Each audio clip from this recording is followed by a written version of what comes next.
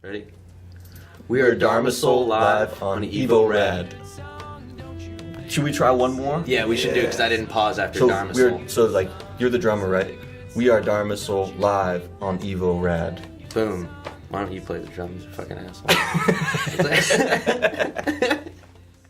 Yes. You are tuned into Evolvement Radio, always bringing you good music. My name is Michael Bernier. Ryan Inc. is here with me, seated on the floor. How you feeling today? So good on the floor. That's good, man. Really good. Big Benny Boy is here. I've made it. All right, we'll carry on. So very excited to have Jonah, Tolchin, and Kevin Clifford of Dharmasoul in the studio today. How are you, boys? Doing beautiful, man. Doing great. Thank you for having us. To be here. We are very excited to learn a whole lot about Dharmasoul. This is EVO RAD, and it's gonna be a good interview.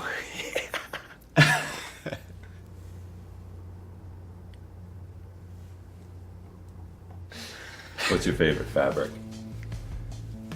You want to take this one first? Kevin. Vinyl. Vinyl? You like vinyl? Is that a fabric? I don't know. It comes in sheets, so Yeah. I mean on a roll and different thicknesses. So, what do you like about it? You like the off gas, the odor that comes with it, like when it's fresh? Yes. I hear that causes cancer. Really? Yeah, I think the Surgeon General talked about it once. I've lived a pretty good life so far. If you can't dance to your own groove, no one's gonna be able to dance to your groove.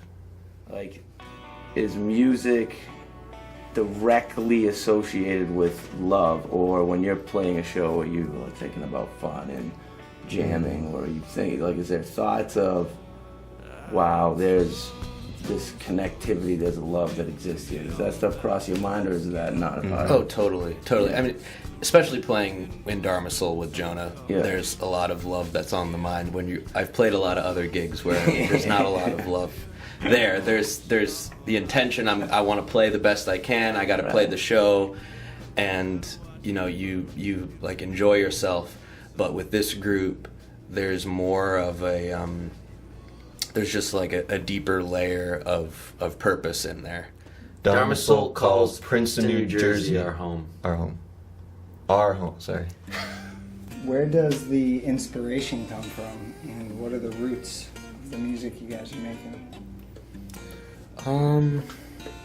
Comes from a lot of different places. Me personally, I grew up, my mother is a pianist, she's a classical pianist, so I kind of grew up with a lot of classical music in the house, and by around 5th grade I started not to like it.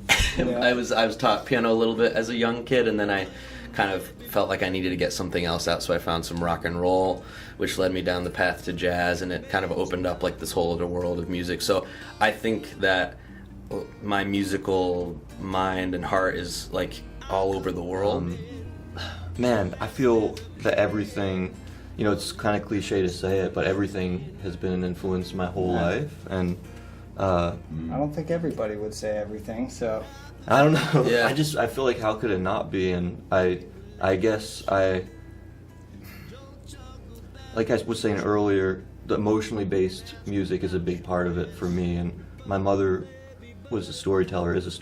That's how she put food on the table growing up. She had a nonprofit called Storytelling Arts, where she would go into schools and different places and tell stories, folk tales from around the world, that's and different cool. things. And so story is a really big part of how I've learned how to relate to being human in a creative way. So for me, writing a song is an expression of story and narrative, not only linguistically, as far as like what the meaning is and all that kind of more potentially cerebral stuff, but just the emotion of how do you express an emotion through words, or how do you express an emotion through just an instrumental or the combination of that. And so for me, I'm starting to learn more and more that how much she's actually influenced me. Nice. That's cool. I feel the most alive when I'm spending time with people that I can open my heart with, and when I'm in a landscape that is a place that I can connect deeply with. Like, for example, just being out on a mountaintop or in the woods or by the ocean. I want a specific situation from each one of you to when you actually committed a beautiful act of kindness. I was playing a show in, I think it was in Milwaukee or something like that. Okay.